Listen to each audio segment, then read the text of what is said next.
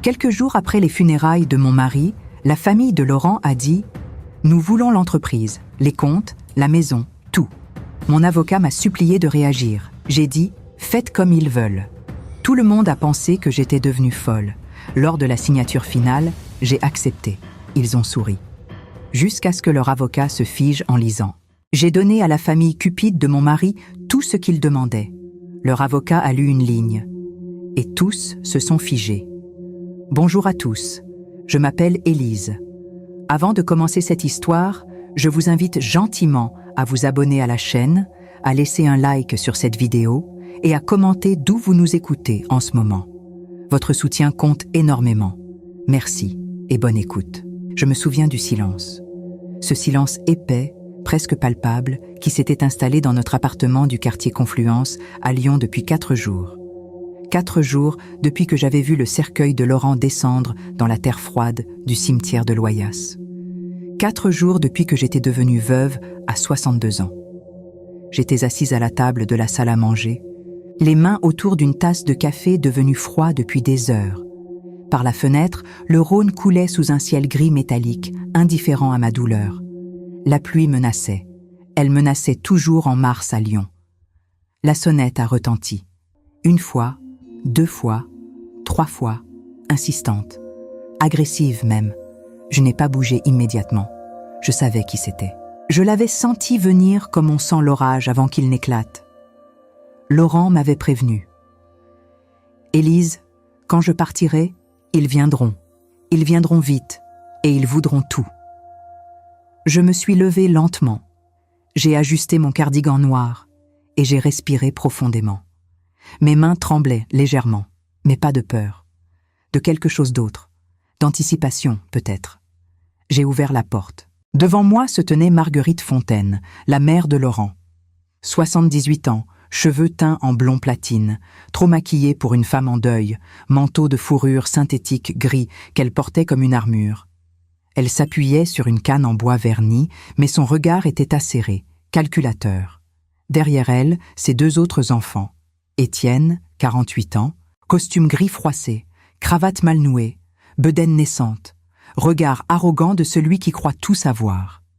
Et Delphine, 43 ans, talons hauts malgré la pluie, sac à main de contrefaçon Chanel, ongles rouges trop longs, rouge à lèvres écarlate qui jurait avec son teint blafard. « Élise, nous devons parler.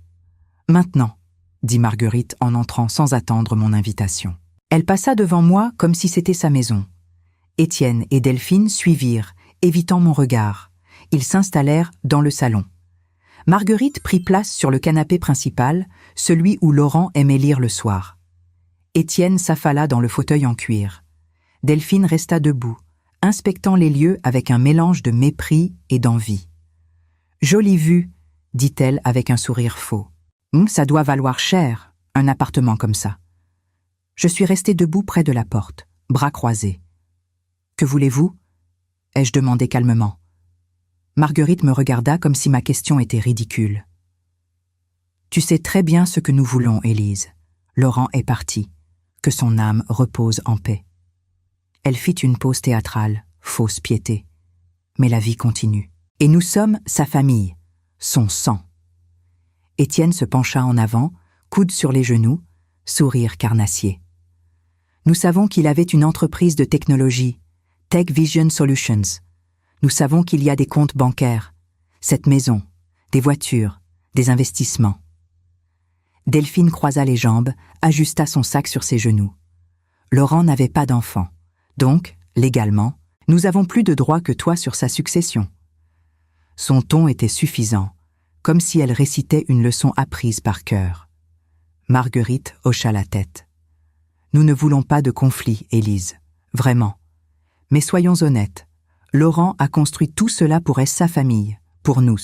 Tu n'étais qu'une compagne, une épouse, certes, mais sans enfant. Tu comprends la différence. Le sang me montait aux joues, mais je me suis contenue. Laurent m'avait préparé à cela. Je l'entendais presque, sa voix douce mais ferme. Reste calme, mon amour. Laisse-les parler. Laisse-les croire qu'ils ont gagné.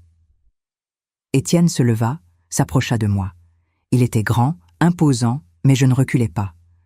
Nous voulons l'entreprise, Élise, les comptes, la maison, les voitures, tout. Il marqua une pause, attendant ma réaction. Je n'en donnais aucune. Tu peux garder tes affaires personnelles, bien sûr, tes vêtements, tes bijoux, ce genre de choses, mais le reste nous revient de droit. Delphine ricana. Franchement, Élise, tu devrais être soulagée. Gérer une entreprise, des comptes, des biens immobiliers, ce n'est pas pour toi. Tu es. Quoi? Institutrice à la retraite? Tu ne sauras pas quoi faire de tout ça. Marguerite leva la main, feignant la bienveillance.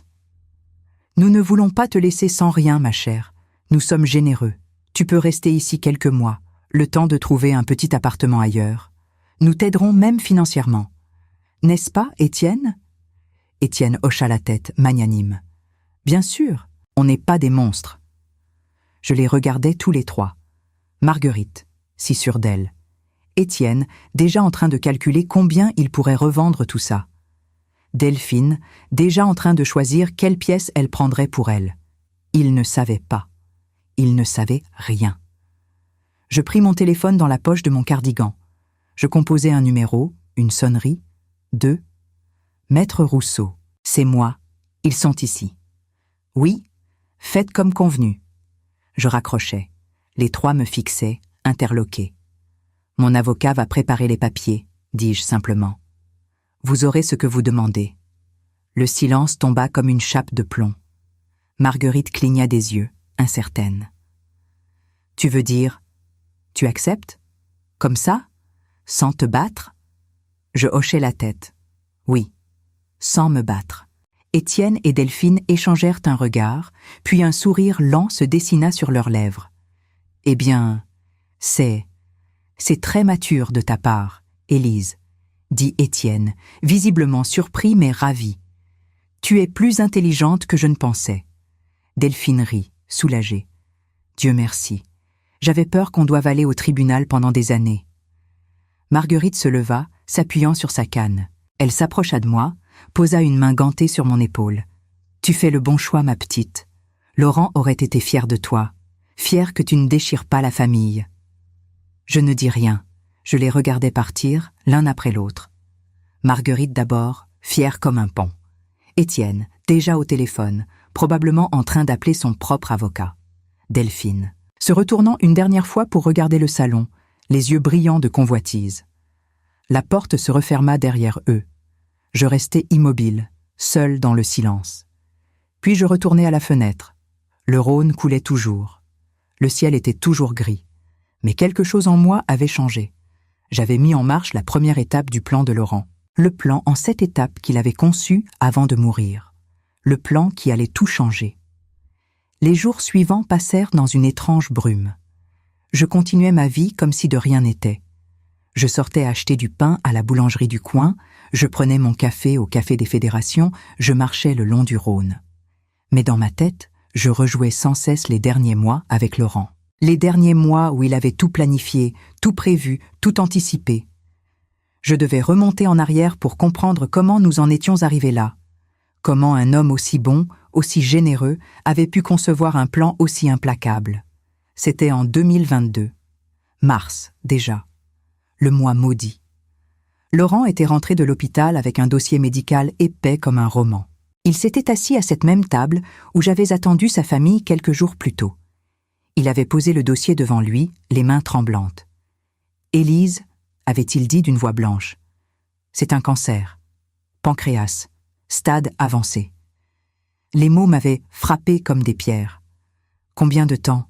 avais-je demandé, la gorge serrée. « 2 ans, peut-être 3 avec un traitement agressif. Mais ce sera difficile. » Il avait pris ma main. « Je suis désolé, mon amour. Je suis tellement désolé. » Les mois suivants furent un enfer. Laurent commença la chimiothérapie en avril. Les effets furent immédiats et brutaux. Ses cheveux tombèrent. Son visage se creusa. Il maigrissait à vue d'œil. Mais le pire, c'était son regard. Ce regard qui avait toujours été si vif, si intelligent, qui maintenant trahissait la peur et la douleur. Pourtant, il continuait à travailler. Il passait ses journées devant ses écrans, à coder, à gérer son entreprise, Tech Vision Solution. Je dois m'assurer que tout est en ordre, me disait-il. Je dois tout prévoir. Je ne comprenais pas encore ce qu'il voulait dire. Un soir de septembre 2022, je l'avais trouvé dans son bureau, entouré de documents. Des extraits bancaires, des bilans comptables, des contrats. Il portait un bonnet de laine pour cacher sa calvitie. Ses mains tremblaient légèrement, effet secondaire des médicaments. « Laurent, tu devrais te reposer », lui avais-je dit doucement. Il avait levé les yeux vers moi, et pour la première fois depuis son diagnostic, j'avais vu quelque chose d'autre que de la tristesse, de la détermination. « Élise, assieds-toi, il faut que je te parle. » Je m'étais assise face à lui. « Ma famille va venir après ma mort », avait-il dit sans détour. « Ma mère, Étienne, Delphine. Ils vont tout vouloir, tout prendre. Mais pourquoi ? Ils ne t'ont jamais aidé, avais-je protesté. Laurent avait souri amèrement. Justement, ils ne m'ont jamais aidé, mais ils ont toujours pris, toujours demandé. Il avait ouvert un tiroir, en avait sorti un vieux album photo. Des photos de son enfance, de son adolescence. Regarde, regarde bien. Sur les photos, je voyais un jeune Laurent, maigre, lunettes trop grandes, sourire timide. Jamais avec sa famille, toujours seul. Ma mère m'a toujours dit que j'étais un raté. Étienne se moquait de moi parce que je préférais les ordinateurs au football. Delphine disait que j'étais bizarre, asocial. Sa voix tremblait de colère contenue. Quand j'ai créé mon entreprise en 2010, ils ont ri. Ils ont dit que je perdais mon temps. Mais quand tu as commencé à gagner de l'argent, avais-je murmuré. Quand j'ai commencé à gagner de l'argent, tout a changé.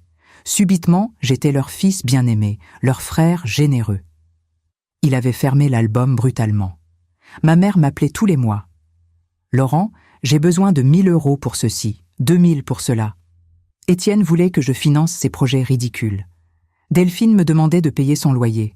Et moi, comme un idiot, je donnais, parce que je voulais être aimé, parce que j'espérais qu'un jour, il serait fier de moi. Les larmes coulaient sur ses joues creuses. Mais ils ne m'ont jamais aimé, Élise. Ils aimaient mon argent. Je l'avais pris dans mes bras. Il avait pleuré longtemps, comme un enfant blessé. Puis il s'était redressé, avait essuyé ses larmes. Mais je ne les laisserai pas te faire du mal. Pas à toi. Tu es la seule qui m'ait jamais vraiment aimé. Pour ce que je suis, pas pour ce que j'ai. Il avait sorti un cahier de cuir marron, neuf, vierge. Sur la couverture, il avait écrit au feutre noir. Plan de protection, 7 étapes. Qu'est-ce que c'est ? Avais-je demandé. Notre assurance, notre protection, contre eux. Il avait ouvert le cahier. Je vais tout te dire, Élise. Tout ce que tu devras faire, étape par étape. Les semaines suivantes, Laurent avait travaillé sur son plan avec l'énergie du désespoir. Il rencontrait des avocats, des notaires, des conseillers financiers. Il réorganisait ses comptes, restructurait son entreprise, modifiait son testament. Je sépare mes finances personnelles de celles de l'entreprise, m'expliquait-il. Légalement, tout est parfaitement correct, mais stratégiquement, c'est une bombe à retardement pour ceux qui voudraient tout prendre sans réfléchir. Il passait ses nuits à écrire dans son cahier. Des pages et des pages de scénarios, de prévisions, de contre-mesures. Ils sont prévisibles, me disait-il. Je les connais par cœur. Je sais exactement comment ils vont réagir. En décembre 2023, Laurent était très affaibli. La chimio ne fonctionnait plus aussi bien. Les médecins parlèrent de soins palliatifs. Mais il avait terminé son plan. Un soir, il m'avait fait asseoir et m'avait lu le cahier du début à la fin. Première étape. Tu acceptes tout ce qu'ils demandent, sans te battre. Ça va les choquer, mais c'est essentiel. J'avais voulu protester, mais il avait levé la main. Fais-moi confiance, mon amour. Deuxième étape. Ils signeront sans lire les documents, parce qu'ils seront aveuglés par leur cupidité. Troisième étape. Pendant qu'ils signent, ils feront déjà des plans avec l'argent. Ils se croiront victorieux. Son sourire était triste mais déterminé. Et c'est là que tout va basculer. Quatrième étape. Leur avocat découvrira trop tard la clause cachée. Cinquième étape. Ils réaliseront qu'ils ont signé pour assumer toutes les dettes, plus de 2 millions d'euros. Mon sang s'était glacé. Mais Laurent, c'est juste, avait-il coupé. 6e étape, tous les biens quittes, les comptes personnels, les investissements libres, tout ça passe à toi. Automatiquement, plus d'1 million d'euros. Tu seras protégée, Élise. Tu ne manqueras de rien. Il avait tourné la dernière page. 7e étape, pour réduire leurs dettes, ils devront accepter 1 an de travail communautaire, supervisé par toi, 20 heures par semaine, dans des centres pour personnes âgées, des crèches, des parcs. Ils apprendront peut-être ce que signifie vraiment travailler, servir, aider. J'avais regardé Laurent, cet homme que j'aimais, cet homme qui se battait contre la mort tout en protégeant celle qu'il aimait. « Tu es sûr ?» avais-je demandé. « Absolument sûr. » Il avait pris mes mains dans les siennes, si froides, si fragiles. « Je ne fais pas ça par vengeance, Élise. Je le fais par amour, pour toi. Et aussi, d'une certaine façon, pour eux, pour leur donner une dernière chance d'être meilleurs, de comprendre que la vie, ce n'est pas prendre, c'est donner. » Nous étions restés ainsi, main dans la main, pendant des heures. Dehors, la nuit tombait sur Lyon. Et quelque part, sans le savoir, sa famille continuait leur vie égoïste, ignorant ce qui les attendait. Laurent était mort le 8 mars 2025. Un matin gris, dans notre lit, ma main dans la sienne. Ses derniers mots avaient été « Je t'aime, Élise. Suis le plan.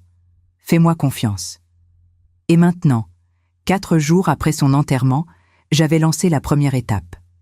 Marguerite, Étienne et Delphine pensaient avoir gagné. Ils ne savaient pas que le véritable jeu venait seulement de commencer.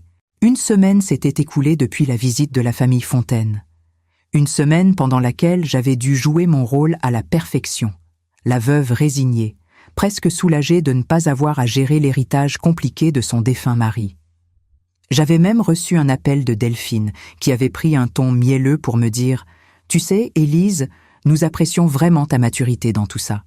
Beaucoup de femmes auraient été difficiles. » J'avais simplement répondu « Je veux juste la paix, Delphine. » Elle avait ri, satisfaite. « C'est bien, c'est très bien. » Puis elle avait raccroché, probablement pour appeler Étienne et se réjouir de ma faiblesse. Mais ce matin-là, j'avais rendez-vous avec maître Pierre Rousseau, l'avocat de Laurent. Son cabinet se trouvait rue de la République, dans un immeuble haussmannien aux moulures élégantes. La salle d'attente sentait le cuir et le papier ancien. Une secrétaire m'avait fait entrer dans son bureau, une pièce lumineuse avec de grandes fenêtres donnant sur la rue animée. Rousseau m'attendait debout derrière son bureau en chêne massif. C'était un homme de 58 ans, cheveux grisonnants impeccablement coiffés, costume 3 pièces anthracite, regard perçant derrière des lunettes cerclées d'or. Il avait été l'avocat de Laurent pendant 15 ans. Il connaissait toute l'histoire. « Madame Moreau, » dit-il en me serrant la main avec fermeté. « Asseyez-vous, je vous en prie. » Je pris place dans le fauteuil de cuir face à lui. Il s'assit à son tour, joignit les mains sur son bureau et me regarda avec une expression difficile à déchiffrer. Un mélange d'admiration et d'inquiétude. J'ai reçu l'appel de Maître Leclerc, l'avocat de la famille Fontaine. Ils veulent accélérer la procédure. Apparemment, vous avez accepté de tout leur céder. Sa voix était neutre, professionnelle, mais je sentais la tension sous-jacente. C'est exact, répondis-je calmement. J'ai accepté. Rousseau se leva brusquement, contourna son bureau, s'appuya contre le rebord, bras croisés. Madame Moreau, Élise, avec tout le respect que je vous dois, ce que vous faites est de la folie pure. Sa voix montait légèrement. Laurent a passé 20 ans à construire cette entreprise. 20 ans de travail acharné, de nuits blanches, de sacrifices. Et vous allez tout donner à cette famille de sangsues qui n'a jamais levé le petit doigt pour l'aider? Il frappa du poing sur le bureau, faisant sursauter un presse-papier. Ils l'ont humilié pendant des années. J'ai vu les relevés bancaires, Élise. Laurent leur envoyait de l'argent tous les mois, des milliers d'euros. Et eux, que faisaient-ils? Ils se moquaient de lui. Je restais silencieuse, laissant sa colère se déverser. Marguerite lui disait qu'il était un raté. Étienne empruntait de l'argent qu'il ne remboursait jamais. Delphine le traitait comme un distributeur automatique. Rousseau se passa une main dans les cheveux, geste rare chez cet homme habituellement si maîtrisé. Et maintenant qu'il est mort, ils viennent réclamer tout ce qu'il a construit, la maison où vous avez vécu ensemble, l'entreprise qu'il a bâtie de ses mains, les économies qu'il a amassées sou par sou. Il me regarda droit dans les yeux. Et vous, vous dites oui, comme ça, sans vous battre. Maître Rousseau, dis-je doucement, asseyez-vous, s'il vous plaît. Il hésita, puis retourna s'asseoir derrière son bureau, visiblement frustré. Je ne suis pas devenue folle, continuai-je, et je ne suis pas résignée. Je sortis de mon sac à main l'enveloppe que Laurent m'avait confiée. Une enveloppe Kraft épaisse, scellée à la cire rouge avec l'initiale L. Je la posai sur le bureau. Rousseau la fixa comme s'il s'agissait d'une bombe. « Qu'est-ce que c'est » demanda-t-il, méfiant. « Les instructions de Laurent. » Je poussai l'enveloppe vers lui. « Vous devez lire ceci. Mais pas maintenant.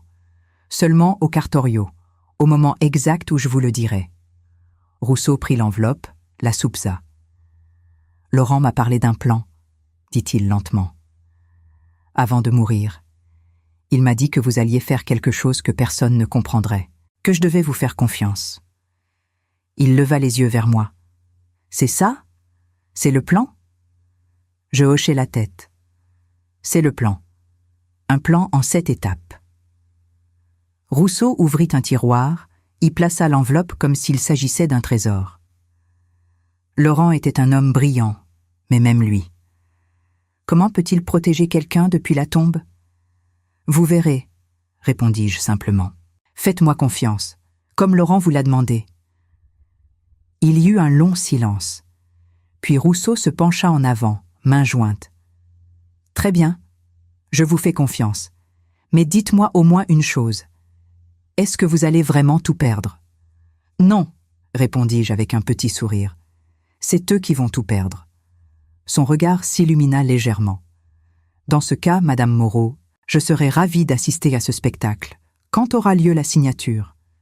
Dans 3 jours, le 15 mars, au cartorio de la rue Victor Hugo. Parfait, je serai prêt. Il se leva, me tendit la main. Laurent avait de la chance de vous avoir, Élise. C'est moi qui avais de la chance de l'avoir, maître. Je serrai sa main et quittai le cabinet. Les 3 jours suivants passèrent dans une étrange attente. Je recevais des messages de la famille Fontaine. Marguerite m'envoya un texte. « Chère Élise, nous sommes touchés par ta générosité. Laurent serait fier. » Étienne m'appela pour me dire qu'il avait déjà trouvé un acheteur potentiel pour l'appartement. « Ne t'inquiète pas, je te laisserai 2 mois pour déménager. Je ne suis pas un monstre. » Delphine passa même à l'appartement sous prétexte de prendre des affaires de Laurent, mais je la surpris en train de photographier les meubles avec son téléphone. « Pour les souvenirs, » dit-elle avec un sourire faux. « Bien sûr, » répondis-je, « pour les souvenirs. » La veille de la signature, je ne dormis presque pas. Je relus le cahier de Laurent de la première à la dernière page. Chaque étape, chaque détail, chaque prévision. « Ils signeront sans lire », avait-il écrit, « parce qu'ils seront trop excités, trop sûrs d'eux. » Je touchais son écriture du bout des doigts.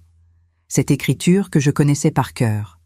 Les lettres légèrement penchées vers la droite, le L majuscule avec une boucle caractéristique. « Je te protège, mon amour », avait-il écrit en dernière page. « Même de là où je suis maintenant. Fais-moi confiance. Jusqu'au bout. » J'embrassai la page.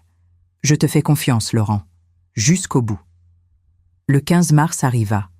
Le ciel était lourd, chargé de nuages noirs. Une pluie fine tombait sur Lyon, rendant les pavés glissants. Je m'habillai avec soin. Tailleur noir sobre, chemisier blanc. Pas de bijoux, sauf mon alliance. Je voulais avoir l'air de la veuve digne, résignée. Je pris un taxi jusqu'à la rue Victor Hugo. Le cartorio était un bâtiment ancien, imposant, avec des portes en bois massif et des vitres opaques. À l'intérieur, ça sentait la cire d'abeille et le papier poussiéreux.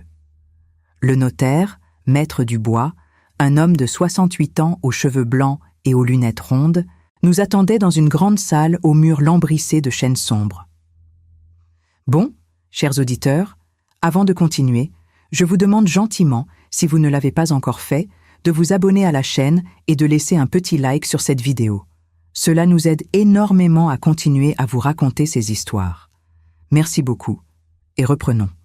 Marguerite, Étienne et Delphine étaient déjà là, assis autour de la grande table rectangulaire en bois ciré.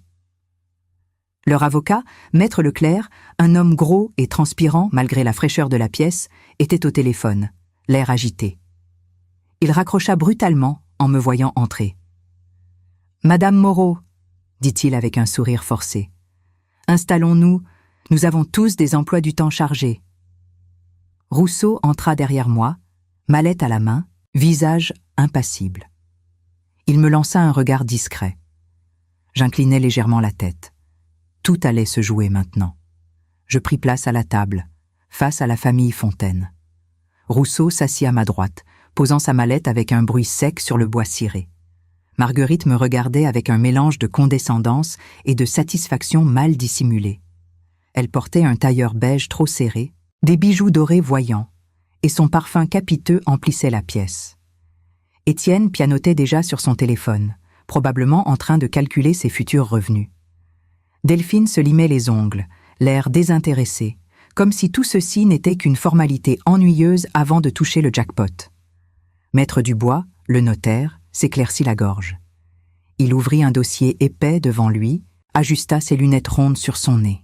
« Mesdames, messieurs, nous sommes réunis aujourd'hui pour procéder à la liquidation et au partage de la succession de Monsieur Laurent Fontaine, décédé le 8 mars 2025. » Sa voix était grave, solennelle, imprégnée de l'autorité de sa fonction. Je dois vous informer que cette procédure est définitive et irrévocable une fois les documents signés. Il marqua une pause, regarda chacun d'entre nous. « Avez-vous tous des questions avant de commencer ?» Leclerc, l'avocat de la famille, leva la main comme un élève pressé. « Oui, maître Dubois, nous aimerions accélérer la procédure si possible. Mes clients et moi-même avons d'autres engagements cet après-midi. » Il tira sur son col de chemise, transpirant abondamment. Nous avons déjà discuté des termes avec Madame Moreau. Elle a accepté la répartition proposée. N'est-ce pas, madame? Tous les regards se tournèrent vers moi. Je sentis le poids de ce moment. C'était maintenant que tout commençait vraiment. Oui, dis-je d'une voix claire et ferme. J'accepte les termes du partage. Un sourire triomphant étira les lèvres de Marguerite. Étienne arrêta de pianoter sur son téléphone pour me fixer, surpris mais visiblement ravi. Delphine lâcha sa lime à ongles qui tomba sur la table avec un petit bruit sec. « Vraiment ?» dit-elle, incrédule. « Tu ne vas pas contester ?»« Non !» répondis-je calmement. « Je ne vais pas contester. » Le silence qui suivit fut presque palpable. Même Dubois sembla momentanément déstabilisé. Rousseau, à mes côtés, resta imperturbable, mais je sentis sa tension. Il avait l'enveloppe de Laurent dans sa mallette. Il attendait mon signal. Leclerc se frotta les mains, satisfait. « Excellent. Vraiment excellent. Madame Moreau, permettez-moi de vous dire que vous faites preuve d'une grande sagesse. Beaucoup de veuves dans votre situation auraient rendu les choses compliquées. » Il sortit des papiers de sa propre mallette. Nous avons préparé un document de partage qui attribue l'ensemble des biens de feu M. Fontaine à sa famille directe, conformément au droit successoral français. Il étala les documents sur la table. L'entreprise Tech Vision Solutions, les comptes bancaires, la résidence principale, les véhicules, les investissements. Tout passe à Madame Marguerite Fontaine et ses enfants, Étienne et Delphine. Dubois prit les documents, commença à les lire attentivement.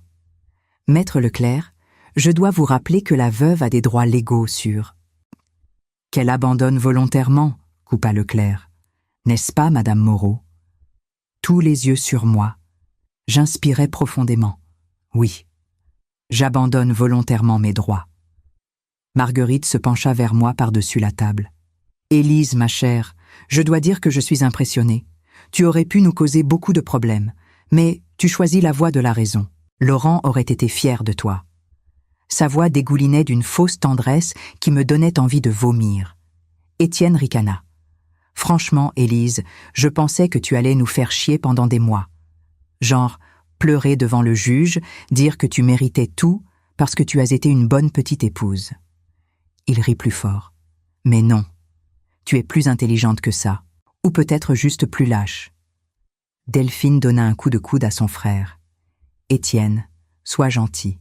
Élise fait ce qu'il faut. Puis, se tournant vers moi avec un sourire condescendant, tu sais, entre nous, c'est mieux comme ça. Une femme de ton âge, sans enfant, sans vraie carrière. Qu'est-ce que tu aurais fait avec une entreprise de technologie? Tu n'y connais rien. Je l'ai laissé parler. Je l'ai laissé déballer leur mépris, leur arrogance, leur certitude d'avoir gagné. Exactement comme Laurent l'avait prédit. Ils vont se croire victorieux, avait-il écrit. Ils vont baisser leur garde. C'est là que tu les tiens. Dubois toussa pour ramener l'attention. Si nous pouvions procéder. Leclerc poussa les documents vers lui. Bien sûr, Madame Moreau signe ici et mes clients signent là. Simple et efficace. Dubois fronça les sourcils. Maître Leclerc, je dois lire l'intégralité du document à voix haute. C'est la procédure. Vraiment? Leclerc consulta ostensiblement sa montre. Ne pouvons-nous pas accélérer? Tout est clair. Marguerite leva la main. Je suis d'accord avec Maître Leclerc. Nous connaissons tous les termes. Lisons en diagonale. Étienne approuva. Ouais, on n'a pas toute la journée. Dubois hésita. C'était un homme de procédure, de rigueur. Mais il était aussi vieux, fatigué, et visiblement peu enclin à contrarier une famille aussi insistante. Très bien, soupira-t-il, mais je dois au moins vous informer que ce document comporte 12 clauses. Je vais en lire les points principaux. Il commença à lire, d'une voix monocorde. Clause 1. Attribution de l'entreprise Tech Vision Solutions SARL aux héritiers directs. Clause 2. Transfert des comptes bancaires. Clause 3. Transfert de propriété de la résidence principale. Marguerite, Étienne et Delphine n'écoutaient même pas. Ils échangeaient déjà des regards complices, des sourires de victoire. Étienne chuchotait à Delphine. « Je prends l'entreprise, tu prends la maison, maman prend les comptes. » Delphine répondait. « La maison vaut au moins 800 000. Je vais la vendre et m'acheter quelque chose à Paris. » Marguerite ajoutait. « Et moi, avec les comptes, je vais enfin pouvoir voyager. L'Italie, la Grèce, peut-être même l'Asie. » Il parlait comme si je n'étais pas là, comme si j'étais déjà transparente, effacée de l'histoire. Dubois continua sa lecture monotone. Clause 4, clause 5, clause 6. Leclerc pianotait sur son téléphone, ne prêtant qu'une attention distraite. Rousseau, à mes côtés, resta immobile comme une statue. Seuls ses doigts, posés sur sa mallette, trahissaient une légère tension. J'attendais le moment.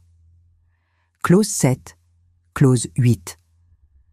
Dubois tournait les pages mécaniquement. Étienne sortit une cigarette électronique, en tira une bouffée malgré le lieu. Delphine reprit sa lime à ongles. Marguerite consultait une brochure de voyage qu'elle avait sortie de son sac.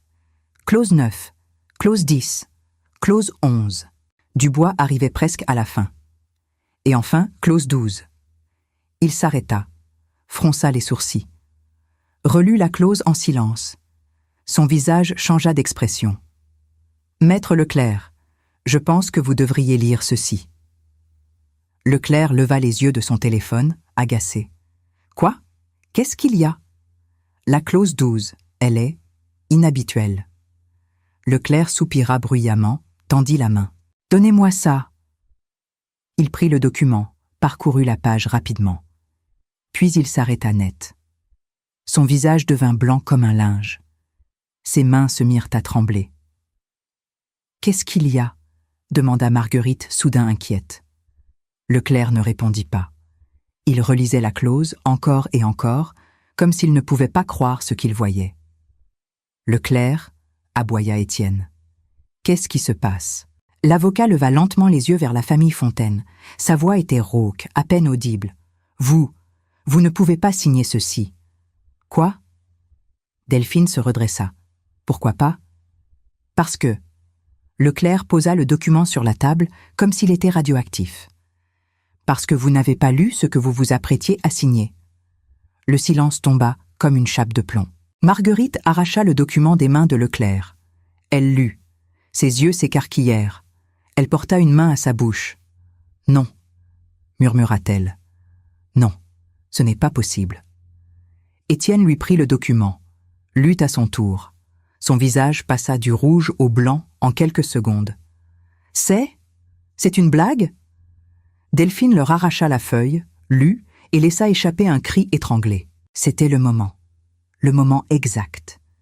Je me tournai vers Rousseau et hochai imperceptiblement la tête. Il ouvrit sa mallette, en sortit l'enveloppe Kraft scellée à la cire rouge et la posa sur la table. Rousseau se leva lentement, l'enveloppe Kraft entre les mains. Tous les regards convergèrent vers lui. Marguerite, Étienne et Delphine le fixaient avec un mélange de confusion et de peur grandissante. Leclerc s'était affaissé sur sa chaise, le visage dans les mains, murmurant des « Mon Dieu, inaudibles. Dubois, le notaire, observait la scène avec une fascination professionnelle, comme s'il assistait à quelque chose d'historique. « Maître Rousseau, dit-il calmement, qu'avez-vous là ?» Rousseau brisa le seau de cire rouge avec son pouce. Un petit bruit sec résonna dans le silence oppressant de la pièce. « Ceci, dit Rousseau d'une voix posée, est une lettre écrite par Laurent Fontaine avant sa mort.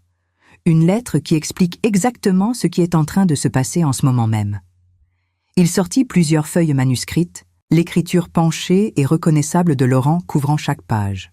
« Laurent m'a confié cette enveloppe il y a 6 mois, avec instruction formelle de ne l'ouvrir qu'à ce moment précis, lorsque sa famille réaliserait ce qu'elle venait de signer. » Il regarda Marguerite, Étienne et Delphine tour à tour. « Ce moment est arrivé. » Marguerite se leva brusquement, s'appuyant sur sa canne.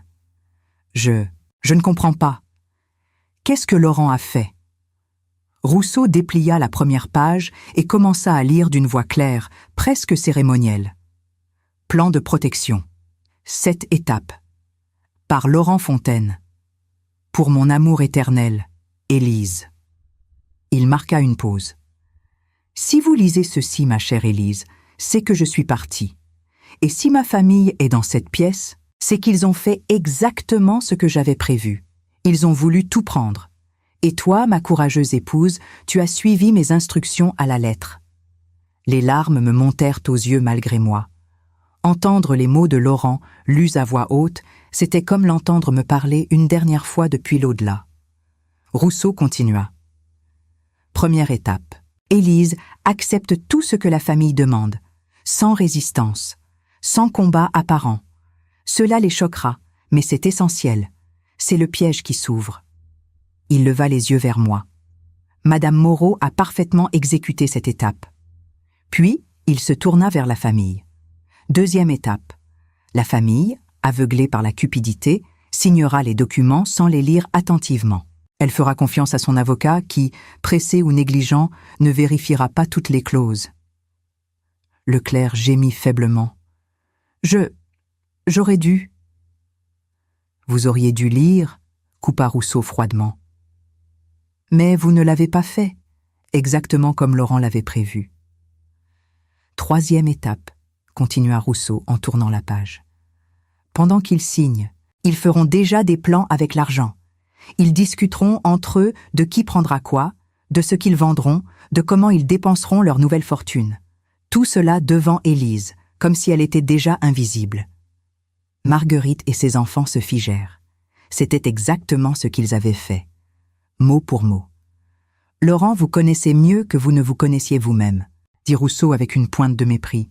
« Il savait que vous ne pourriez pas résister à étaler votre victoire devant la femme qu'il aimait. » Étienne bondit sur ses pieds, le visage écarlate. « C'est de la manipulation, c'est illégal. »« Non, monsieur Fontaine, » répondit Dubois calmement. « C'est de la stratégie, et c'est parfaitement légal. » Il tapota le document posé devant lui. « Votre frère a rédigé un testament et un accord de partage en bonne et due forme. Tout a été vérifié par des juristes. Tout est conforme au droit français. » Delphine se laissa tomber sur sa chaise, le teint verdâtre. « Je vais être malade, » murmura-t-elle. « Qu'est-ce qu'il nous a fait? Qu'est-ce que Laurent nous a fait ?» Rousseau poursuivit sa lecture, implacable. Quatrième étape. Lorsque leur avocat lira enfin la clause 12, il réalisera l'erreur. Mais il sera trop tard. Les signatures seront apposées. Le piège se refermera. Il leva les yeux vers le clerc. « Êtes-vous arrivé à cette étape, maître ?» Le clerc hocha la tête misérablement. « Oui, j'ai lu la clause 12. »« Et qu'avez-vous découvert ?» Le clerc ferma les yeux, comme s'il ne pouvait supporter de le dire à voix haute. « Que mes clients viennent d'accepter d'assumer toutes les dettes de la succession. » Un cri s'échappa de la gorge de Marguerite. « Quoi ?» Rousseau posa les lettres de Laurent et prit un autre document de sa mallette. « Permettez-moi de clarifier. L'entreprise TechVision Solutions possède un passif total de 1 400 000 €. Ce sont des emprunts bancaires contractés entre 2019 et 2022 pour l'expansion de l'entreprise, l'achat de matériel, le recrutement de personnel. » Il tourna une page. « La résidence principale, cet appartement que vous convoitiez tant, Delphine, est grevé d'une hypothèque de 480 000 €. Il reste 11 années de remboursement. » Delphine porta les mains à son visage. « Non, non, non, non. » Rousseau continua, impitoyable. « Les 2 véhicules, le Peugeot et le Renault, sont financés. Total des prêts automobiles, 170 000 €. Il posa le document et regarda la famille Fontaine. « Le passif total que vous venez d'accepter d'assumer solidairement s'élève à 2 050 000 €. » Le silence qui suivit fut assourdissant. On aurait pu entendre une mouche voler. Marguerite s'était rassise, le visage vidé de toute couleur. Étienne fixait le vide, bouche ouverte, incapable de former un mot. Delphine pleurait silencieusement, mascara coulant en rigole noire sur ses joues. « Mais Laurent avait de l'argent, » balbutia finalement Marguerite. « Je le sais, il nous en envoyait. Il avait des comptes, des investissements. » Un sourire triste apparut sur les lèvres de Rousseau.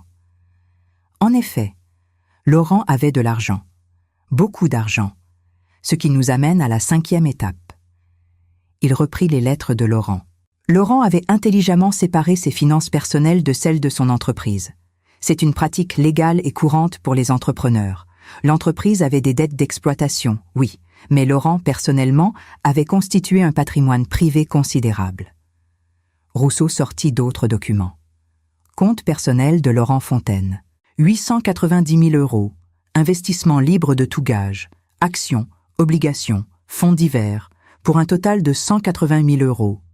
Appartement à Annecy, entièrement payé, évalué à 320 000 €. Véhicule Citroën entièrement acquitté, 25 000 €. Il fit une pause pour laisser les chiffres pénétrer les esprits hébétés. Total des actifs nets et libres, 1 415 000 €. Étienne se redressa brusquement. « Alors on a aussi cet argent.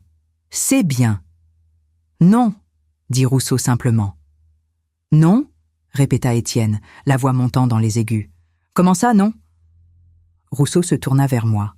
« Parce que la 6e étape du plan de Laurent stipule que tous les biens quittes, tous les actifs libres de dette, passent automatiquement et irrévocablement à son épouse légitime, Élise Moreau-Fontaine, par clause testamentaire spécifique annexée au document que vous venez de signer. » Il me regarda avec respect. « Madame Moreau hérite de la totalité des actifs nets. Vous héritez de la totalité des dettes. » Le sol sembla se dérober sous les pieds de la famille Fontaine. Marguerite émit un son étranglé, comme un animal blessé. Delphine se leva, renversa sa chaise. « C'est impossible. On peut annuler. On peut dire qu'on ne savait pas. » Dubois secoua la tête. « Madame, vous avez signé en présence d'un notaire, avec représentation légale. Vous avez eu l'opportunité de lire les documents. Le fait que vous ayez choisi de ne pas le faire ne constitue pas un vice de consentement. » Il referma le dossier devant lui avec un claquement sec. « Ce document est juridiquement contraignant, définitif, irrévocable. » Le clerc murmura. « Je suis désolé, vraiment désolé. C'est ma faute. J'aurais dû. » « Vous auriez dû faire votre travail, » cracha Étienne. « Vous êtes viré. » Marguerite se tourna vers moi, les yeux remplis de larmes et de rage. « Toi, tu savais, tu as joué la comédie. La pauvre petite veuve résignée. » Sa voix tremblait. « Tu nous as piégés. » Je la regardais droit dans les yeux. C'était la première fois que je prenais vraiment la parole depuis le début de la séance. Non, Marguerite, ce n'est pas moi qui vous ai piégé. C'est vous qui vous êtes piégé vous-même. Votre cupidité, votre arrogance, votre certitude que vous méritiez ce que Laurent avait construit sans vous. Ma voix était calme, mais ferme. Laurent vous connaissait, il savait exactement comment vous réagiriez, et il avait raison sur toute la ligne. Étienne frappa du poing sur la table, faisant sursauter tout le monde. On va se battre. On va porter ça devant les tribunaux. On va. Vous allez perdre, coupa Rousseau. Et vous le savez, Laurent a tout prévu. Chaque recours possible a été anticipé et bloqué. Il se rassit, joignit les mains sur la table. Mais il reste une dernière chose, la 7e étape. Tous se figèrent. Il y a encore quelque chose ? Murmura Delphine horrifiée. Rousseau reprit les lettres de Laurent et lut la dernière page. Rousseau ajusta ses lunettes et lut d'une voix posée, presque douce, comme s'il s'adressait à des enfants. 7e étape, clause conditionnelle de réduction de passif. Il leva les yeux vers la famille Fontaine. Laurent, malgré tout ce que vous lui avez fait subir, vous aimait encore, à sa façon. Il vous a donné une dernière chance. Une opportunité de racheter non seulement vos dettes, mais peut-être aussi vos âmes. Marguerite renifla bruyamment, cherchant un mouchoir dans son sac à main. Étienne la regardait fixement, les mâchoires serrées. Delphine avait cessé de pleurer, mais son visage était ravagé, son maquillage complètement ruiné. « Voici ce que propose Laurent, » continua Rousseau. « Si vous acceptez tous les 3 de vous engager dans un programme de travail communautaire pendant 1 an, à raison de 20 heures par semaine chacun, sous la supervision et l'organisation d'Élise Moreau-Fontaine, alors vos dettes seront réduites de 40%. Il marqua une pause pour laisser l'information s'installer. Laurent a créé un fonds fiduciaire de 820 000 € spécifiquement destiné à cette réduction. Si vous remplissez les conditions, votre passif passera de 2 050 000 € à 1 230 000 €. Étienne se leva si brutalement que sa chaise bascula en arrière. « Du travail communautaire ?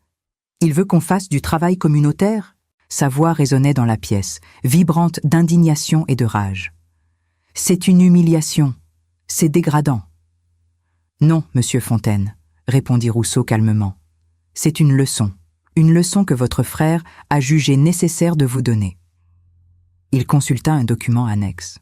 Les activités proposées incluent assistance dans des crèches publiques de Lyon, entretien et nettoyage de parcs municipaux, aide dans des centres de distribution alimentaire pour familles en difficulté et animation d'ateliers d'initiation informatique pour personnes âgées dans des centres sociaux. Delphine éclata d'un rire hystérique. « Moi ? Dans une crèche ? À torcher des mômes qui ne sont pas les miens ? » Elle se tourna vers moi, les yeux brillants de haine. « C'est toi qui as eu cette idée, n'est-ce pas ? Te venger de nous en nous forçant à ramasser les ordures et à jouer les bonnes sœurs ?» Je la regardais sans ciller. « Non, Delphine, c'est l'idée de Laurent, uniquement de Laurent. Moi, je ne fais qu'exécuter ses volontés. » Ma voix était douce, presque compatissante. Laurent pensait que vous pourriez apprendre quelque chose, que vous pourriez comprendre ce que signifie vraiment travailler, servir les autres, donner sans attendre de retour. Marguerite leva vers moi des yeux rougis. « Laurent, mon fils. Il nous détestait à ce point ?» Sa voix se brisa. « Pour nous faire ça ?» Je secouai la tête lentement. « Non, Marguerite, il ne vous détestait pas. S'il vous avait détesté, il vous aurait tout simplement coupé de sa vie. Il vous aurait laissé avec les 2 millions de dettes et rien d'autre. » Je me penchai légèrement en avant. « Mais il vous aimait, même après tout ce que vous lui avez fait. Toutes les humiliations, tous les mépris, toutes les fois où vous l'avez traité comme un distributeur automatique de billets. Il vous aimait quand même, et il voulait vous donner une dernière chance d'être meilleur. » Dubois intervint, sa voix de notaire ramenant une certaine formalité dans cette scène émotionnellement chargée. « Je dois préciser les termes exacts de la clause. Si vous refusez le programme de travail communautaire, le passif de 2 050 000 € reste intégral et devient immédiatement exigible par les créanciers. » Il ajusta ses lunettes. Si vous acceptez mais ne respectez pas l'intégralité des heures requises, ou si vous abandonnez le programme avant son terme, la réduction est annulée et le passif revient au montant initial, avec application de pénalités de retard et d'intérêts de mora au taux de 12% par an. Le clerc, qui était resté silencieux depuis plusieurs minutes, releva enfin la tête. « C'est juridiquement solide ?» demanda-t-il faiblement à Dubois. Le notaire hocha la tête. « Absolument. La clause est parfaitement légale. Elle offre une option de réduction de dette en échange d'une prestation volontaire. Rien n'interdit ce type d'arrangement dans le droit civil français. » Il feuilleta le document. Tout est détaillé. Les lieux d'activité, les horaires, les modalités de supervision, les critères de validation des heures effectuées. C'est un document d'une précision remarquable. Il regarda vers moi avec une lueur de respect. « Votre mari était un homme méticuleux, Madame Moreau. » Étienne se rassit lentement, comme un boxeur sonné qui retourne dans son coin. « Combien de temps ?» demanda-t-il d'une voix rauque. « 1 an ?»« 1 an », confirma Rousseau. 52 semaines, 20 heures par semaine chacun. Cela représente 1040 heures par personne sur l'année. Il consulta ses notes. Les horaires seront flexibles pour s'adapter à vos contraintes personnelles, mais devront être validés chaque semaine par Madame Moreau ou un coordinateur désigné par elle. Delphine laissa échapper un gémissement. 1 an de ma vie, à servir des soupes populaires et à nettoyer des parcs. Marguerite posa sa canne devant elle, les 2 mains jointes sur le pommeau. Elle sembla vieillir de 10 ans en quelques secondes. « Je vais avoir 79 ans dans 2 mois, dit-elle d'une voix éteinte.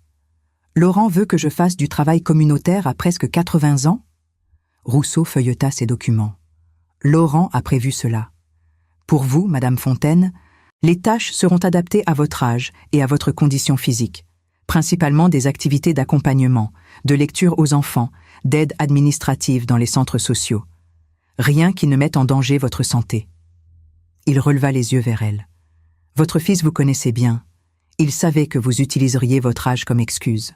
Alors il vous a enlevé cette excuse. Un long silence tomba sur la pièce. On n'entendait plus que le tic-tac de la vieille horloge murale et la respiration saccadée de Delphine. Étienne fixait le plafond, visage fermé. Marguerite serrait sa canne à s'en blanchir les jointures. Delphine se rongeait les ongles, détruisant sa manucure parfaite. Leclerc rangeait ses affaires dans sa mallette, clairement pressé de quitter cette scène humiliante. Dubois attendait patiemment, main jointe sur son bureau, observant cette famille se décomposer sous ses yeux.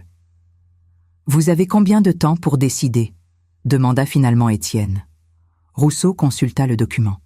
« Vous devez donner votre réponse avant la fin de cette séance. Si vous refusez, les créanciers seront notifiés dès demain matin. »« Quitte-tout ? Et si on accepte, on commence quand ?» La voix d'Étienne était celle d'un homme vaincu. « Lundi prochain, 9 heures, centre social de Vèze, répondis-je. C'était la première fois que je donnais une information concrète. Tous les regards se tournèrent vers moi. Les coordinateurs vous attendront. On vous assignera vos premières missions. Je marquai une pause. Et je serai là, chaque semaine, pour vérifier que vous respectez vos engagements. Marguerite me regarda longuement. Dans ses yeux, je vis passer toute une gamme d'émotions. Colère, humiliation, résignation et peut-être, tout au fond, une lueur de compréhension. « Tu as gagné, Élise, » dit-elle finalement. « Toi et Laurent. Vous avez gagné. » Je secouai la tête. « Ce n'est pas une victoire, Marguerite. Ce n'est pas un jeu. C'est une leçon. Une dernière tentative de Laurent pour vous faire comprendre quelque chose d'important. » Ma voix se fit plus douce.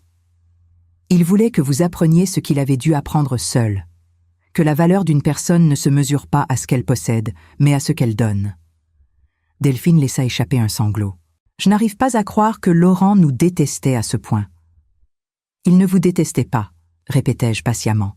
« S'il vous avait détesté, il vous aurait tout simplement exclu de son testament. Il vous aurait laissé sans rien. » Je me levai, contournai la table, m'approchai d'eux. « Mais il vous a laissé une porte de sortie, une chance de réduire vos dettes de presque 1 million d'euros, une chance d'apprendre, de grandir, de devenir meilleur. » Je les regardai tous les trois. « C'est à vous de décider si vous la saisissez ou non. » Étienne se leva, s'approcha de la fenêtre, regarda la rue en contrebas où les gens vaquaient à leurs occupations, inconscients du drame qui se jouait dans cette salle de notaire. « On n'a pas vraiment le choix, si, dit-il amèrement. 2 millions de dettes, on ne pourra jamais les payer. On sera ruiné, obligé de déclarer faillite. » Il se tourna vers sa mère et sa sœur. Laurent nous a coincés. Il savait qu'on serait obligé d'accepter. Marguerite hocha lentement la tête. Delphine ferma les yeux, vaincue. « Très bien, dit finalement Marguerite. Nous acceptons. Nous ferons ce maudit travail communautaire. » Rousseau sortit un autre document de sa mallette. « Dans ce cas, vous devez signer cet engagement. Il stipule que vous acceptez volontairement de participer au programme, que vous comprenez les conditions et les conséquences d'un abandon, et que vous vous engagez à respecter l'autorité de supervision de Madame Moreau. » Il posa 3 exemplaires sur la table. « Signez ici. » L'un après l'autre, ils signèrent. Marguerite d'abord, main tremblante, signature à peine lisible. Puis Étienne, gribouillant rageusement son nom. Enfin Delphine, qui pleura en signant, tachant le papier de larmes. C'était fini. Le plan de Laurent avait fonctionné à la perfection. Dubois récupéra les documents signés, y apposa son sceau de notaire avec des gestes précis et rituels. Le bruit de la cire chaude coulant sur le papier résonna étrangement fort dans le silence tendu de la pièce.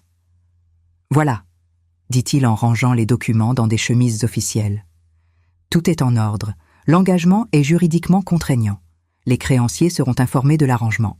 Madame Moreau recevra les titres de propriété des biens nets dans les 15 jours. » Il me regarda par-dessus ses lunettes.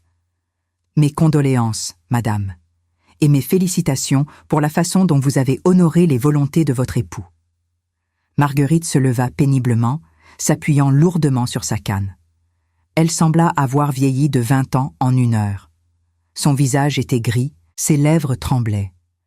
Elle s'approcha de moi, et pendant un instant, je crus qu'elle allait me gifler. Mais elle s'arrêta à quelques centimètres, me regarda dans les yeux. « J'ai élevé Laurent, » dit-elle d'une voix brisée. « Je l'ai porté pendant 9 mois. Je lui ai donné la vie, et voilà comment il me remercie. » Des larmes coulaient librement sur ses joues parcheminées. En me forçant à nettoyer des parcs comme une vulgaire employée municipale. À mon âge, Élise. Je soutins son regard sans ciller. Laurent vous a envoyé de l'argent pendant 15 ans, Marguerite. 15 ans. Chaque mois, sans faute. Même quand vous lui disiez qu'il était un raté. Même quand vous vous moquiez de son travail. Ma voix était calme, mais ferme. Il vous a aidé, vous et vos enfants, encore et encore. Et vous n'avez jamais dit merci, jamais. Vous avez juste tendu la main pour en avoir plus. Je fis un pas vers elle.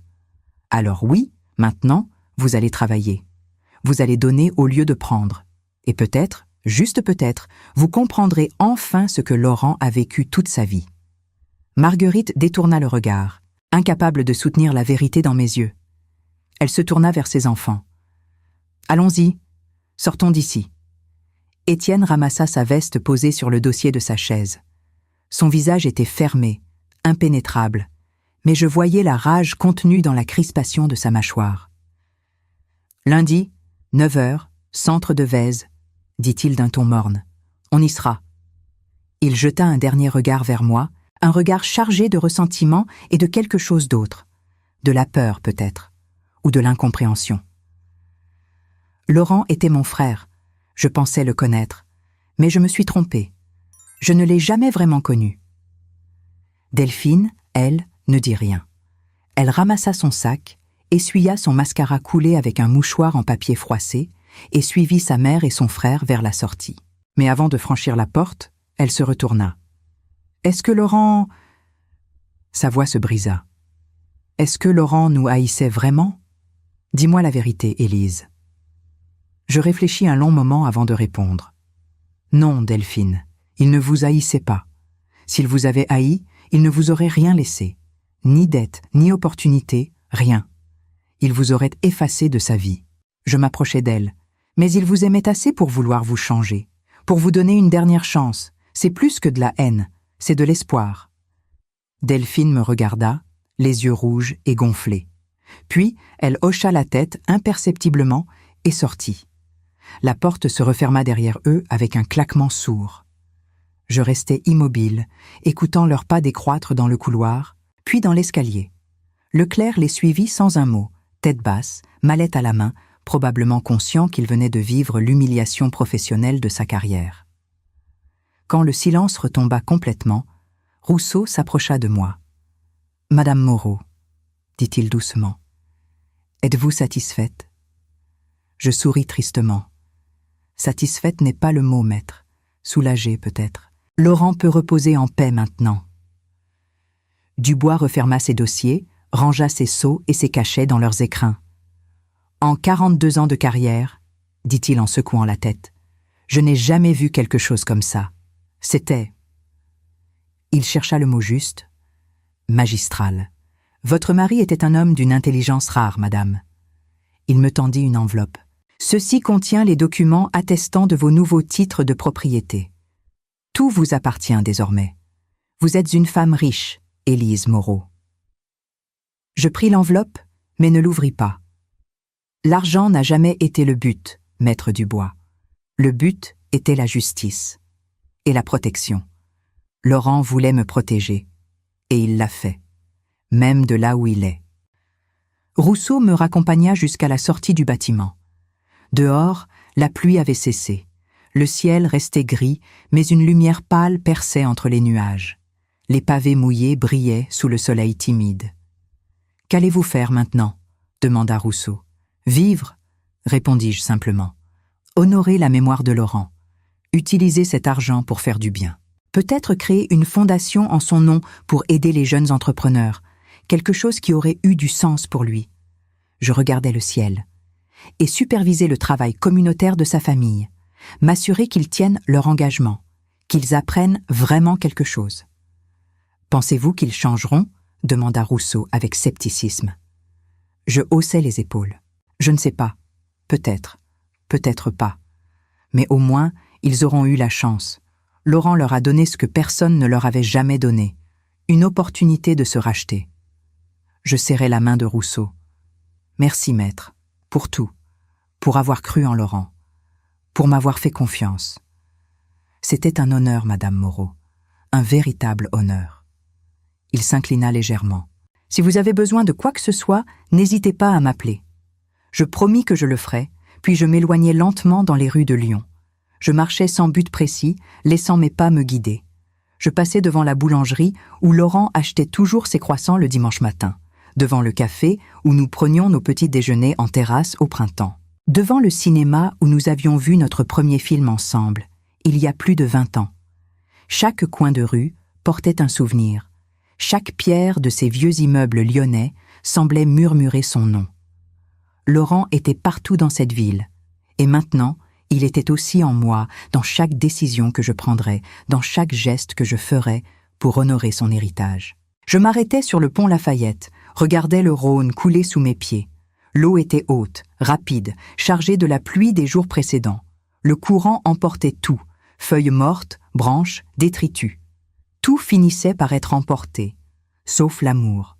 L'amour restait, ancré au fond du cœur, comme ces pierres immenses qui formaient les piliers du pont, résistant au courant depuis plus d'un siècle. Laurent m'avait aimé, d'un amour pur, inconditionnel, qui avait survécu à la maladie, à la douleur, à la mort elle-même. Et cet amour continuait de me protéger, de me guider, même maintenant qu'il n'était plus là. Mon téléphone vibra dans ma poche, un message. Je le sortis, consultai l'écran, c'était Rousseau. « Madame Moreau, j'ai oublié de vous donner ceci. Laurent m'avait demandé de vous le remettre après la séance au notaire. Je vous l'envoie en pièce jointe. » C'était une photo de Laurent, prise quelques mois avant sa mort. Il était assis dans son bureau, devant ses écrans, mais il regardait l'objectif. Il souriait. Un sourire fatigué, marqué par la maladie, mais un vrai sourire. Au bas de la photo, il avait écrit à la main « Pour mon Élise, je t'aime, toujours, où que je sois. » Elle. Les larmes me montèrent aux yeux. Cette fois, je ne les retins pas. Je les laissai couler librement, là, debout sur ce pont, au milieu de la ville qui continuait de vivre autour de moi. Des voitures passaient, des gens marchaient, parlaient au téléphone, riaient, se disputaient. La vie continuait. Mais pour moi, une page venait de se tourner. Le plan de Laurent était accompli. Justice avait été rendue. Et maintenant, je pouvais commencer à faire mon deuil. Vraiment. Pleinement. Sans la colère, sans la peur de ce que sa famille pourrait me faire. Laurent m'avait libérée. Une dernière fois, il m'avait sauvée. Je restais là longtemps, regardant l'eau couler, serrant mon téléphone contre mon cœur. Puis, lentement, je me remis en marche. Direction, la maison. Notre maison. Celle que plus personne ne pourrait me prendre. Celle où j'allais continuer à vivre, entourée des souvenirs de l'homme que j'avais aimé. Et quelque part, je le savais, Laurent me regardait. Laurent souriait. Parce que son plan avait fonctionné. Parce que j'étais en sécurité. Parce que même dans la mort, son amour avait été plus fort que la cupidité, plus fort que la trahison, plus fort que tout. Le lundi suivant arriva plus vite que je ne l'aurais cru. Je me réveillai tôt, avant l'aube, comme si mon corps savait que c'était un jour important. Un jour de commencement. Je préparais mon café dans la cuisine silencieuse, regardais le soleil se lever lentement sur Lyon, peignant le ciel de rose et d'orange. C'était une belle journée de mars, fraîche mais lumineuse. Laurent aurait aimé ce genre de matin. Il disait toujours que les levées de soleil étaient des promesses que la vie continuait, que chaque jour apportait une nouvelle chance. À 8h30, j'étais devant le centre social de Vèze. C'était un bâtiment moderne, tout en verre et en béton clair, avec un petit jardin devant où des enfants jouaient déjà malgré l'heure matinale. À l'intérieur, je fus accueillie par Madame Carole Bertin, la directrice du centre, une femme d'une 50aine d'années, cheveux courts, poivre et sel, sourire chaleureux, regard intelligent. « Madame Moreau, » dit-elle en me serrant la main, « nous sommes honorés de participer à ce programme. Votre mari était un homme remarquable. » « Vous le connaissiez ?» demandai-je, surprise. « Non, mais j'ai lu son dossier, ce qu'il a fait pour sa famille. C'est à la fois dur et plein d'amour. Ça prend un grand cœur pour donner une seconde chance comme ça. » Nous attendîmes dans le hall d'entrée. 8h45. 8h50. 9h moins 5. « Pensez-vous qu'ils viendront ?» demanda Carole. « Ils viendront, » répondis-je avec assurance. « Ils n'ont pas le choix. » Et en effet, à 9h pile, la porte s'ouvrit.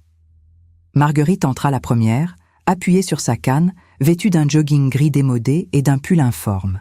Elle avait l'air d'avoir mal dormi, les yeux cernés, le teint cireux. Derrière elle, Étienne, en jean et sweatshirt noir, visage fermé, mâchoire serrée. Et enfin Delphine, en survêtement rose pâle, cheveux attachés en queue de cheval, sans maquillage. Je ne l'avais jamais vue sans maquillage. Elle paraissait 10 ans de plus, vulnérable, presque humaine.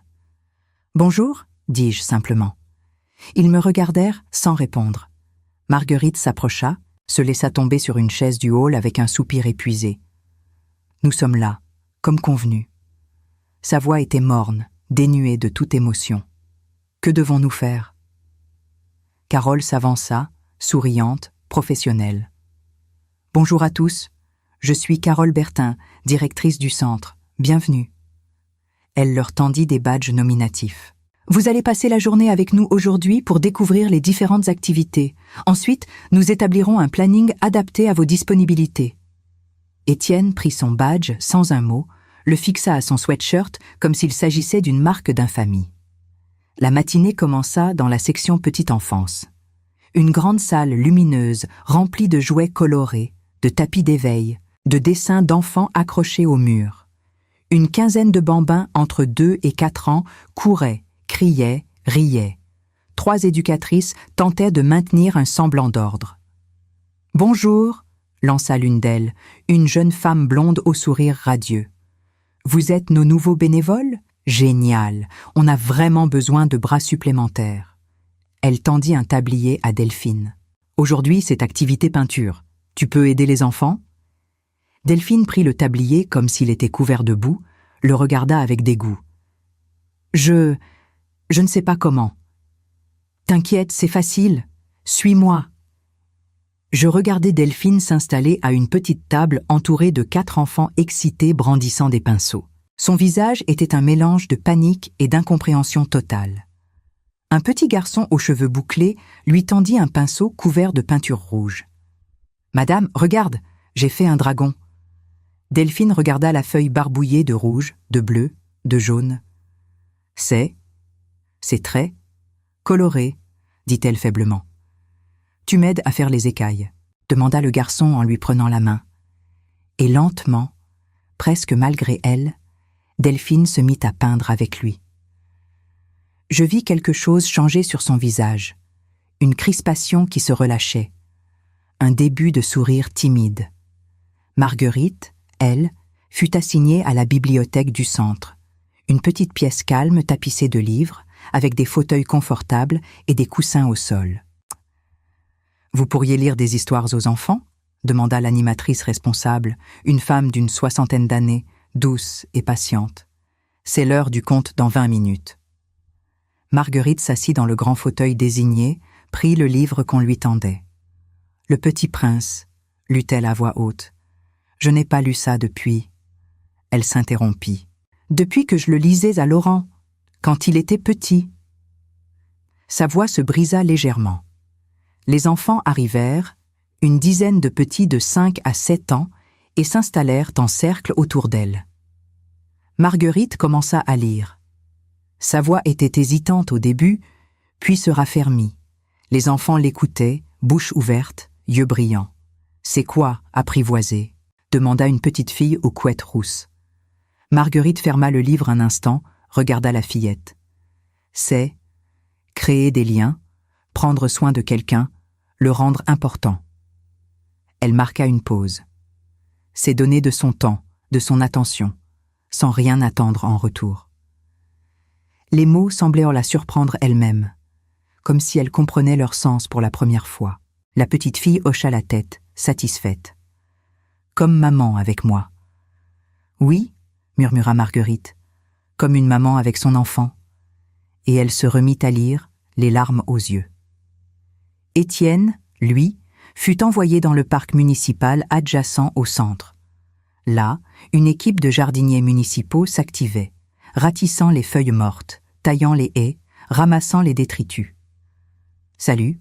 lança un homme d'une 40aine d'années, visage buriné, main calleuse. « Tu es le nouveau bénévole ? Prends ce râteau. On nettoie le secteur ouest aujourd'hui. » Étienne prit le râteau, le regarda comme s'il n'avait jamais vu un tel outil de sa vie. « Je fais comment ?» L'homme rit, pas méchamment. « Tu n'as jamais ratissé des feuilles ? » « Non, jamais. »« Ben tu vas apprendre. Allez, suis-moi. » Pendant 2 heures, Étienne ratissa. Ses mains, habituées au clavier d'ordinateur et aux poignées de porte de voiture, se couvrirent d'ampoules. Son dos le faisait souffrir. Mais il continua. À un moment, un vieil homme qui promenait son chien s'arrêta. « Merci pour votre travail, jeune homme. Le parc est magnifique grâce à vous. » Étienne leva les yeux, surpris. « Merci. » L'homme sourit et continua son chemin. Étienne resta immobile un instant, râteau à la main. Quelqu'un venait de le remercier, pour un travail physique, pour quelque chose qu'il avait fait de ses mains. Et ça lui faisait quelque chose qu'il n'arrivait pas à définir. De la fierté peut-être, une fierté qu'il n'avait jamais ressentie. À midi, nous nous retrouvâmes tous dans la cantine du centre pour déjeuner. Un repas simple, soupe de légumes, pain, fromage, fruits. Marguerite, Étienne et Delphine s'assirent ensemble, épuisés, silencieux. Je les observais de loin, sans intervenir. Carole s'approcha de moi. « Ils s'en sortent bien, » dit-elle doucement. « Mieux que ce que je pensais. »« Ils découvrent quelque chose, » répondis-je. « Quelque chose qu'ils n'ont jamais connu, le sens du service, le sens de l'effort et la gratitude des autres. » Carole hocha la tête. « Votre mari savait ce qu'il faisait. C'est une thérapie, en fait, une thérapie par le travail et le don. » L'après-midi continua. Marguerite retourna à la bibliothèque. Delphine aida à préparer le goûter des enfants. Étienne continua dans le parc, cette fois en plantant des bulbes de tulipes pour le printemps suivant. À 17 heures, leur première journée se termina. Ils se présentèrent devant moi dans le hall, visage fatigué, vêtements sales, mains abîmées. Mais quelque chose avait changé.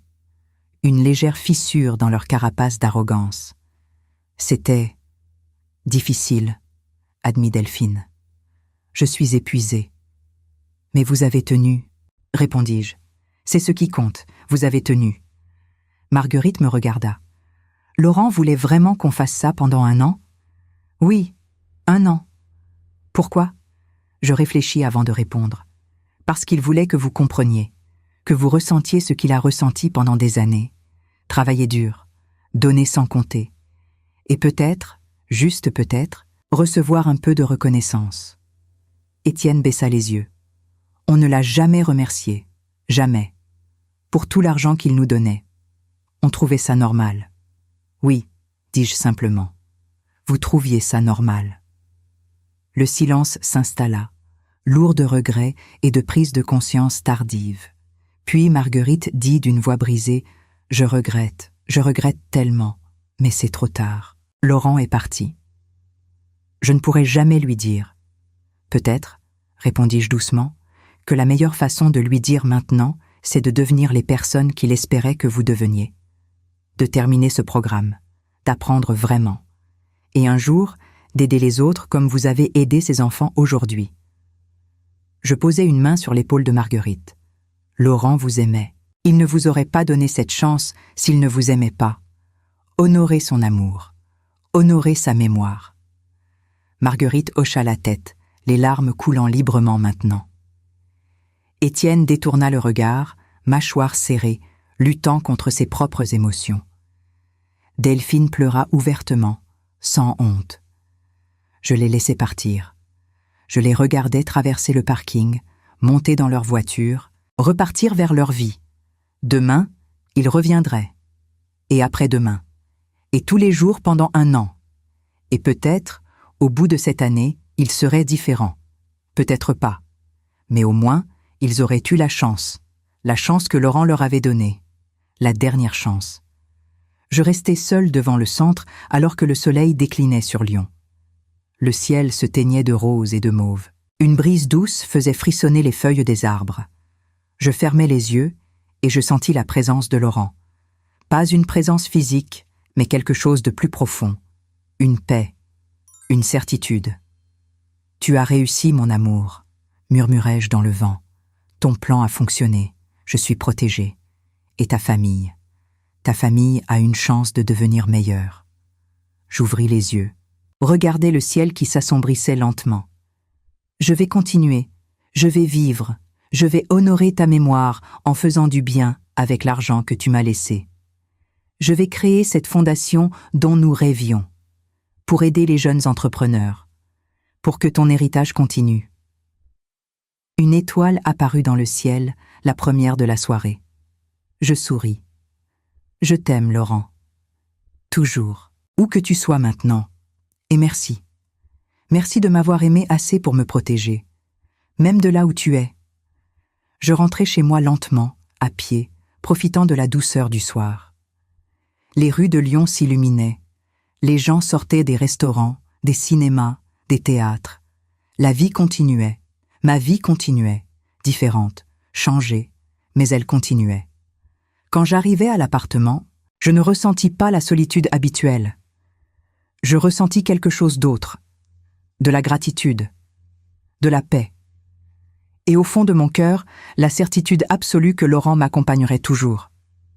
Pas physiquement, mais dans chaque décision que je prendrais, dans chaque geste de bonté que je ferais, dans chaque vie que je toucherais avec l'héritage qu'il m'avait laissé. Je m'assis à la table où tout avait commencé. Je sortis le cahier de cuir marron. Le plan de protection en 7 étapes. Je le feuilletai une dernière fois, touchant chaque page comme une relique sacrée. Puis je le refermai et le rangeai précieusement dans un tiroir. Je n'en aurais plus besoin. Le plan était accompli. La justice était rendue. L'amour avait triomphé. Je regardais par la fenêtre le Rhône qui coulait, éternel, imperturbable. Demain serait un nouveau jour. Un jour pour commencer à construire quelque chose de beau avec ce que Laurent m'avait donné. Pas seulement de l'argent, mais de l'espoir, de la force, et la preuve qu'un amour véritable pouvait survivre à tout, même à la mort. Merci d'avoir suivi cette histoire jusqu'au bout. Si elle vous a touché, n'oubliez pas de vous abonner à la chaîne, de laisser un like et de commenter d'où vous nous écoutez. Votre soutien nous permet de continuer à vous raconter ces histoires. À très bientôt pour une nouvelle aventure. Prenez soin de vous.